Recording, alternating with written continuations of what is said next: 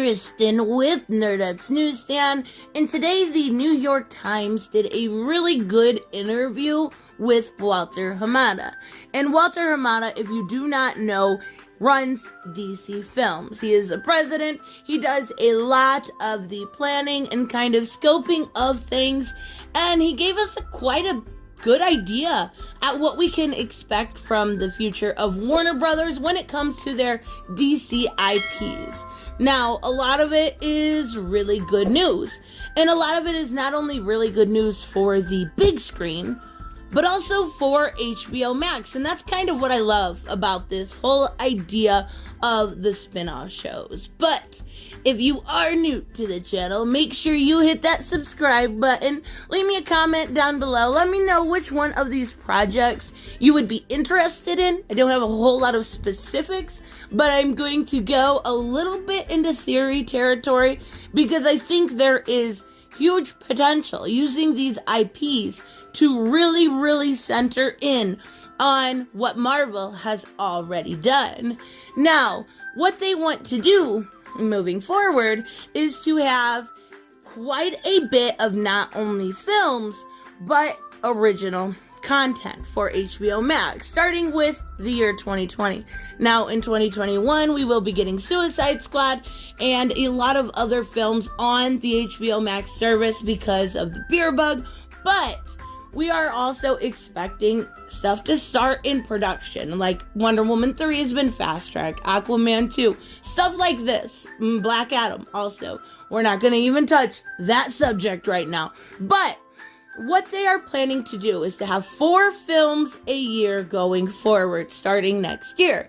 Not only that, but they're going to look at every single film they put out and look at it in the scope of what could we do as a spin-off. Because they want 2 shows each in every single year as new content on HBO Max. Now, I do think this is really smart. I think a lot of this could work really well as far as going for like Shazam 2. Great movie, great first movie, right? And they could do a Mary Marvel spinoff, right? I would love to see that. What I think they need to do for maybe something like Wonder Woman 3 is we're already seeing right now Yara Flor, which is the new Wonder Woman, Wonder Girl, actually, after Future State, being featured in a brand new CW show that we should expect sometime in late 2021. Well, I think if they're going to do a spin-off of Wonder Woman, which I don't know that they will do another one on HBO Max, but I think it's time we get Nubia front and center. I really do. I think that would go over really well. I love the character. She's done really well in the past. So putting her front and center, even Philibus, right?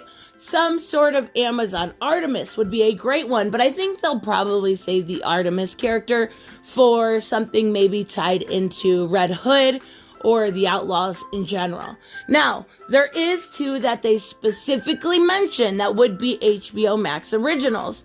And we got the news a while back. Actually, for quite some time, we've heard about a Batgirl movie. And we've kind of went into theory territory as to her being race swapped. Of course, she is a redhead, so there's that first off. And then looking at specifically the Batman, Matt Reeves, the Batman, we have a black Jim Gordon. So in order for them to keep true in continuity, they would almost have to race swap her. Whether or not they do, we'll have to wait and see. But that show will be going to HBO Max. Whether it is a show or a movie, that I'm not sure of yet. And we do know Titans has been renewed for season 3 and 4, and also the spin-off show of the Red Hood. So there's a lot of stuff in the works, and Doom Patrol also 3 and 4, right? There is a lot in the works. Another one they did mention was Static Shock. We talked about this before. Michael B. Jordan having quite a big foothold in this and going to be part of the production team and getting a Static Shock original movie. I think this is going to be widely well received. Unfortunately, I don't know why. They are going to probably put that to, again, HBO Max. I don't know if it's the fact that they need content or, let's be real. The two properties we're talking about are a woman and a person of color. Put them on the smaller screen, see if it works out, and then blast them from there. They kind of know what they're doing and what their audience is at this point. So they know which characters to push on the big screen and which characters to kind of sideline, right? Another big thing that they did say in this interview is addressing the Zack Snyder stuff. And Walter Hamada basically says it's a dead end. It's a dead end. It's done. It's over. After the Snyder Cut is released, that is it. There won't be any spin-offs. We won't see any sideshows. It is not going to be its own continuity in the Snyderverse. It is simply over. Thank you. Thank you. My depression thanks you. There's so many things wrong that we've talked about before when it comes to Zack Snyder. He does a great job in a very nitty-gritty, dirty, terrible kind of way. And I'm not going to get into it, but I do think it's smart that they kind of end that feat. I think it's smart that after all the money they've put into it, because obviously the Snyder Cut was never really done, it was just an idea, right? So after all the millions and millions of dollars they put into it, more than they even put into the whole Birds of Prey movie, it's time to call that adventure over.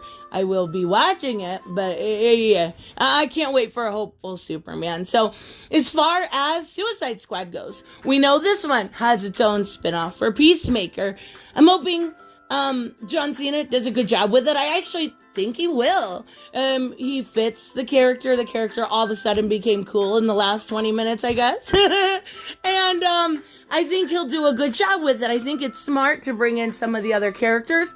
We've heard quite possibly that we would see Arrow on there, Green Arrow. I don't know if that's true or just a rumor. I think at this point it is just a rumor until there is some confirmation.